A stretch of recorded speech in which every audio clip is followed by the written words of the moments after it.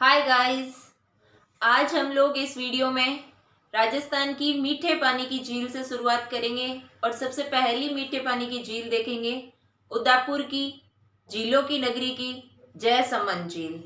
जयसमंद झील जो मीठे पानी की झील है और उदयपुर में है। जैसे ये अरावली की पहाड़ियां हैं तो इन अरावली की पहाड़ियों से एक नदी निकल रही है, गोमती नदी, और गोमती नदी पर ही ये जयसमंद झील का निर्माण किया गया है। जयसमंद झील एक कृत्रिम झील है।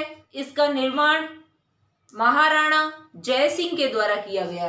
महाराणा जयसिंह उदयपुर के थे। उन्होंने इस झील का निर्माण करवाया गोमती नदी के किनारे 1685 से 1691 ईस्वी के बीच में इसका निर्माण करवाया। तो ये सन याद रखना बहुत ज़्यादा जरूरी है। 1685 टू 1691 एडी या ईस्वी।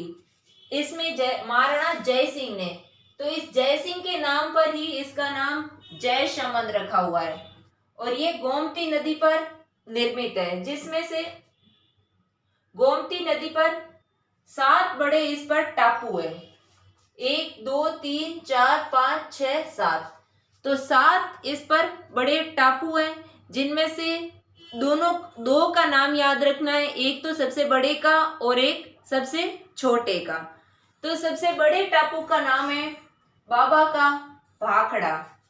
वैसे भी सबसे बड़े घर में आदमी होता है उसे हम बाबा ही कहते हैं, या फिर बड़े जो दादा के रूप में होते हैं उसे हम बाबा के रूप में जानते हैं। तो सबसे बड़ा है यहाँ बाबा का भाखड़ा और सबसे छोटा है, उस छोटे का नाम है प्यारी।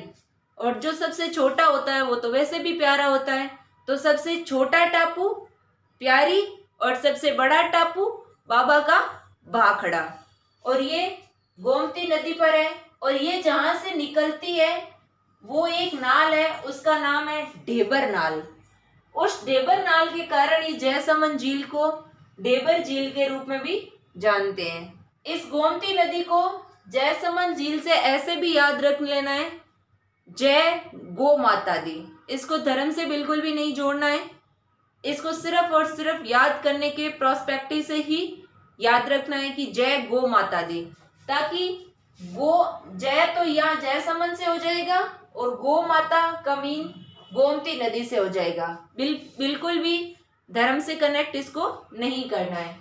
जयसमंद झील का उद्गम ढेबर नाल से होता है और ढेबर नाल के बाद में ये गोमती नदी जहाँ से आगे प्रवाहित होती है वहाँ उदयपुर में जयसमंद झील का निर्माण कर रखा है। और जयसमंद झील का निर्माण करवाया था महाराणा जयसिंह ने 1685 से 1691 और इस पर 7 टापू है। सबसे बड़ा टापू बाबा का भाखड़ा और छोटा टापू प्यारी। ढेबर नाल से निकलने के कारण इसे ढेबर झील भी कहते हैं। और इसी ढेबर झील पर 2 प्रमुख जनजाति निवास करती है और वो है भील और मीणा। तो इन टापुओं पर निवास करने वाली जो 2 प्रमुख जनजाति है वो है भील और मीणा। 7 प्रमुख टापू है और उन 7 टापुओं में भील और मीणा निवास करते हैं। फिर ये राजस्थान की सबसे बड़ी मीठे पानी की कृत्रिम झील है। सबसे इम्पोर्टेंट तो है ये सबसे बड़ी मीठे पानी की झील है। और सबसे बड़ी खारी झील है सांबर झील है। और सबसे बड़ी मीठे पानी की झील जयसमंद झील है। और ये कृत्रिम झील है और सांबर झील कृत्रिम नहीं है। जो कृत्रिम झीलें हैं वो मीठे पानी की झीलें हैं, लेकिन जो खारे पानी की झील है वो कृत्रिम नहीं है।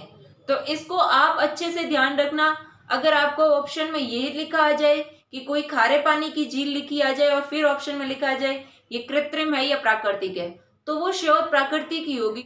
और जो मीठे पानी की झील है वो कृत्रिम और प्राकृतिक दोनों ही है। तो ये कृत्रिम झील है और इस झील से 2 नहरें निकाली गई है। अब इसके पानी के यूज करने के लिए 2 नहरों की जरूरत तो पड़ेगी।